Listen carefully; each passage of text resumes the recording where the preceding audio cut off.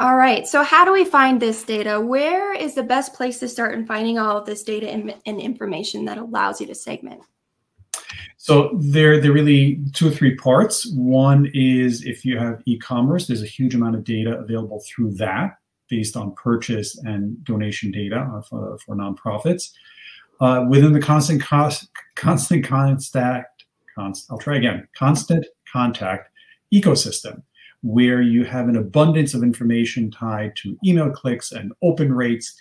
And there's a feature within Constant Contact that allows you to look at each individual person in the account and see what their engagement is.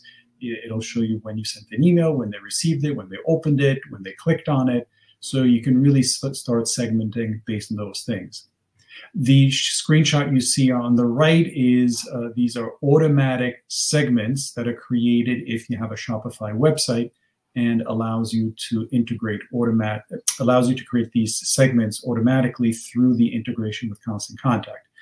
We have deep experience in Shopify. This is something we set up very frequently, and it's remarkable the outcome of having such segmented lists, because you're really talking specifically to those people based on what they need to hear. There is also data from your CRM system where you may be able to tag people based on certain criteria: customers, prospects, the level of customer, the level of prospect.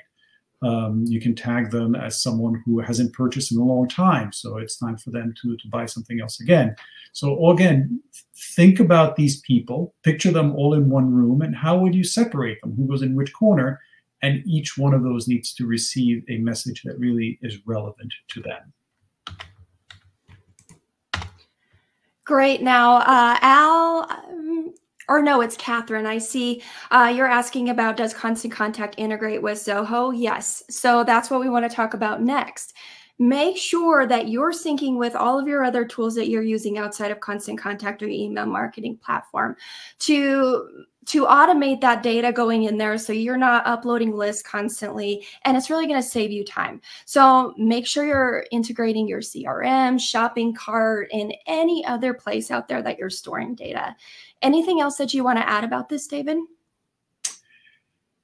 There are many tools out there, and that's just a brief screenshot of what Constant Contact has available. And if there is data in some silo of yours in your company, CRM, e-commerce platform, phone system, it really behooves you to integrate it with Constant Contact, because the more data you have, the more precise you can be with your marketing.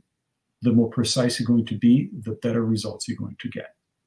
Yeah, we're going to talk about here in a moment collecting more data, but a lot of times this data is already existing for us in some of these other systems. So definitely highly recommend looking at that data and make sure they're syncing together. Right. So let's talk about that, collecting additional data to help you segment and personalize your email communications. What are some of the different ways we can go about that? Oh, they're all different ways. You have one here on the screen regarding that would appear on the website. So Constant Contact has the ability to create tools that allow you to collect a piece of information from people visiting your website. It could be a pop-up, like appears right here, and the person even can select which list they want to be in. You can have, so when they're signing up, and I always encourage people to give something of value in return for an email address. If you just say sign up for our newsletter, it's like, why should I? What's in there? What's in it for me, right? But if you say, you know, get a 10% coupon or get a guide for something and so on, you're far more likely to get people to sign up. Yeah, show them the value that's there right there on that sign up form to entice them. And this is going to allow you to collect that kind of data right at the start when they're signing up to be on your mailing list. So this is just a really simple form here. We've got email lists listed that they can choose from for their interests, if you want to collect their first name.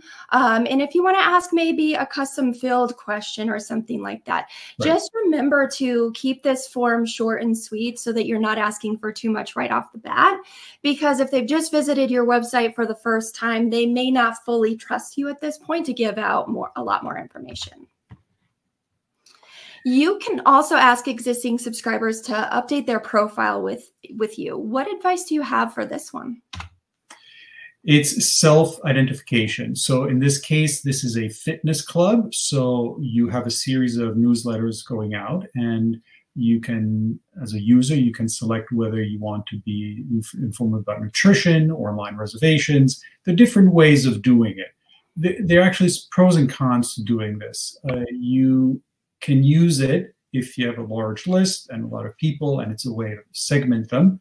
Sometimes it's better just to keep everybody in one list and then internally segment them based on your specific needs. Again, it's a strategy decision, a business decision that you need to take, but it's really tied to knowing that these features are available in the Constant Contact world. Definitely. And I will say the additional benefit of asking subscribers to update their profile, there's an update profile link at the bottom of all of your emails. And I think someone asked a question earlier about unsubscribes.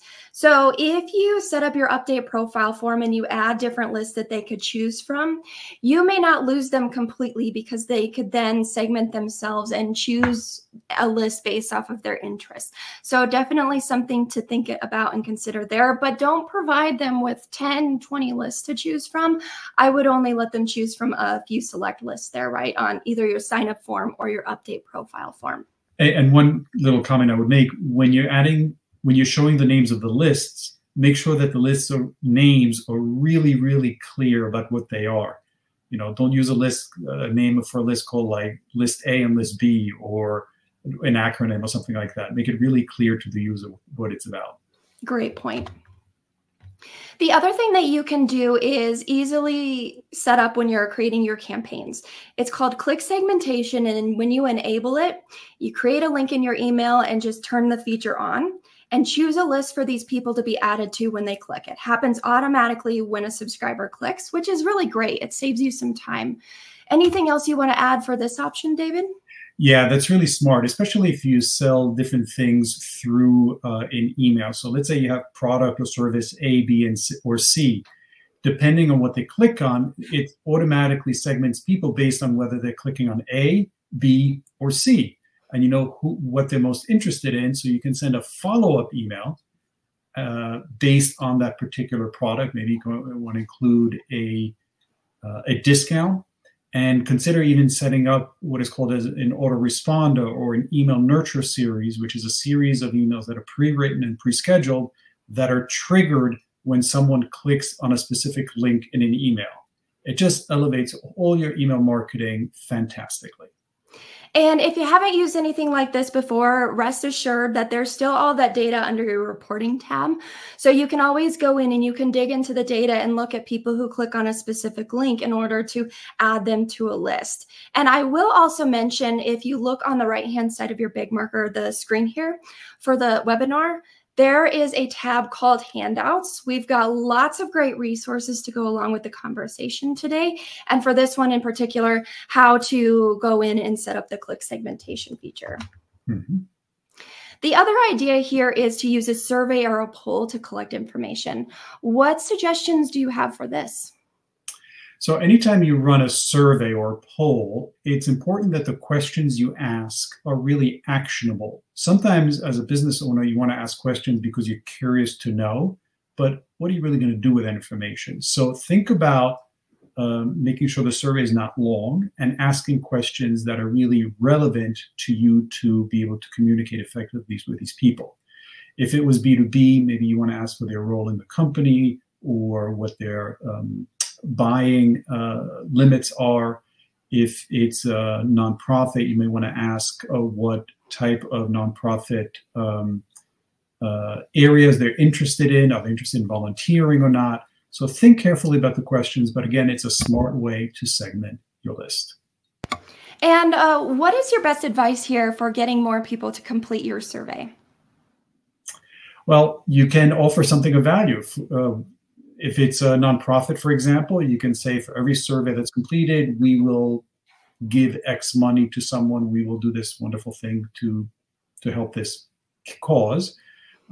If it's a for-profit business, you can offer a discount, a gift card. Again, it's up to you. Anytime you offer something of value in return for people's time and information, you're going to get a higher take rate. And I would say just add in a little spiel there about what the value is for them in collecting this information too. And the fact here is you're collecting it to make your information and the emails you're sending more relevant to them so that, they're not getting information about birds if they only have a dog or something like that. Let's say you're a pet store. Perfect example. Yeah. All right. So what are some of the other fields or data that you maybe suggest collecting? Maybe it's helpful now or in the future to personalize emails. So personalizing an email, it's one of the things that we do a lot at Solutions for Growth. And that is where you're creating an email that is personalized for that person based on data that you have for that person. It could be as simple as, hi, blank, and the blank is the name of the person's first name. So it could be, hi, Stephanie. It could be something about what they bought. So it could be, hi, Stephanie, thank you for your purchase of the XYZ product. We thought you might enjoy these other items that are complimentary and will add more joy to when you use the product, something like that. So the personalization really elevates the segmentation. It can be done with or without segmentation, but it's another way to really stand out in the market. And with our clients, we've noticed that when we personalize the subject line, putting the person's first name in the subject line, the open rate goes up between 20 and 25%, simply because the person sees their name in the subject line. It's really remarkable.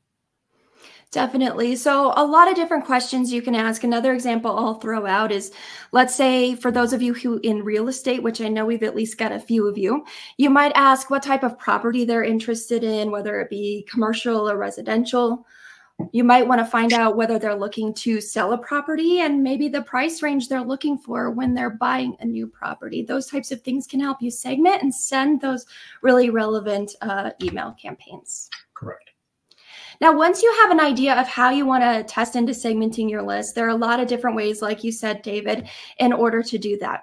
You can start by creating and moving contacts into their respective lists, or you can look at these pre-built segments in your account. I forgot who asked the question a little bit earlier, but this is exactly where you're going to find these segments like most engaged and least engaged under your contacts tab in the segments tool. So you'll find them and you'll be able to send those relevant emails right to that group of people. The other thing that you can do with this segments tool is create more customized segments that are going to be more dynamic. So you can take all the different pieces of criteria and details that you know about your contacts, their contact activity, the list that they're in within your account, details within their profile, and any of that e-commerce information when you're syncing with a tool like Shopify, for example. The nice thing about all of that is that when you're using the segments tool, once someone new meets that criteria, the segment is always going to be up to date. So all you need to do is go in there and start creating your next email in order to send to them.